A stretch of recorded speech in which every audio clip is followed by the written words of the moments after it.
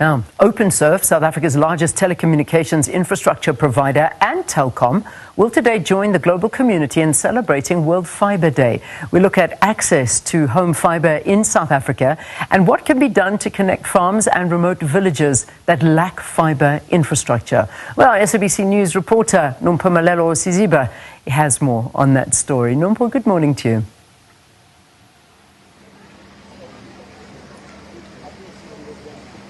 Thanks very much. Well, we are here at Openserve Telkom. Openserve is a subsidiary of Telkom, and it basically provides fibre infrastructure around the country. They've rolled out some 180,000 kilometres of fibre across the country, and as we all know, that's the foundation for access to the internet. They partner with different ISPs, internet service providers, in order for us to enjoy the benefit of the internet. Well, without any further ado, let's get into some conversation now with Dr Sunil Piyarlall. He's the Executive for Network Architecture and Modelling at Openserve. Thank you very much, sir, for joining us. So when we talk about an open network, what does that actually mean? What does that entail? Good morning, Nampu. Good morning to you, to your viewers, and thank you for having me here. So let's unpack what a network actually is. It's not just, it goes beyond cables. It's, you mentioned 180,000 kilometers of fiber that Openserve has. And let me just put that into perspective. You can take that fiber and put it around the circumference of the earth more than 4 times. That is the amount of fiber we have in South Africa.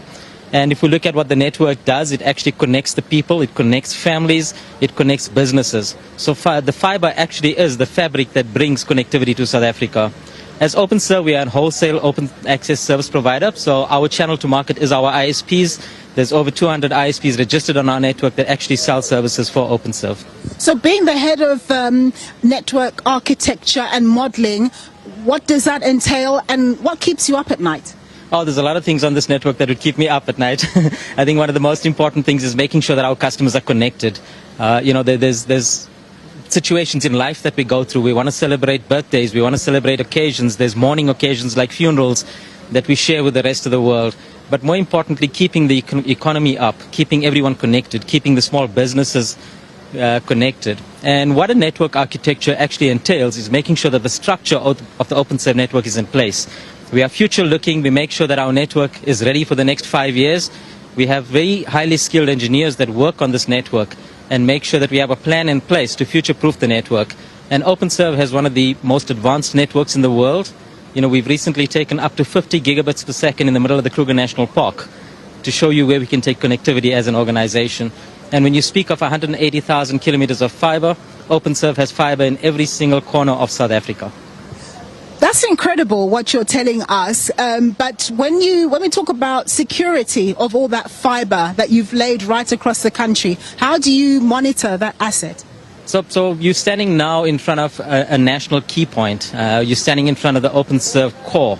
It is the National Network Operations Center where we have a video wall that is about 110 meters in width. So on that, we monitor our network. We have intelligence in our equipment that actually senses what happens on fibers. So I can sense a fiber being broken. I can sense the distance that that fiber has been broken. We send sonar waves across our fiber. So with machine learning, we can learn over time that it's normal for a train to go over this bridge. It's normal for a car to go over. That is normal behavior.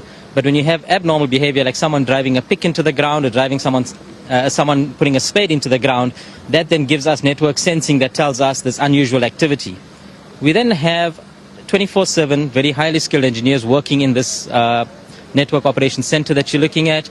We have 3 8-hour shifts. They monitor the network, where they dispatch one of over 2,500 technicians that we have on the ground to repair that network. Very quickly, Sunil, if young people want to play in this arena, what sort of courses should they be taking to become the kind of engineers that you employ? So we look for engineers, we look for network engineers, we look at certified engineers from different OEMs like Huawei, Openserve, Cisco, all different service providers.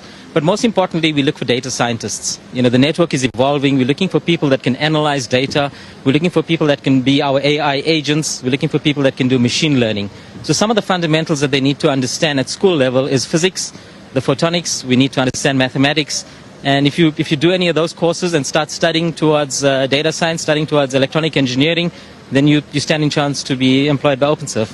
Right, super. Thank you very much, Sunil, for your time there and your insights. That's Sunil Piyarlall. He is the executive for network architecture and modeling here at Openserve, telling us about how the network works and what keeps him up at night. We'll have more interviews in the course of the day as we celebrate World Fibre Day. With that, it's back to you in studio.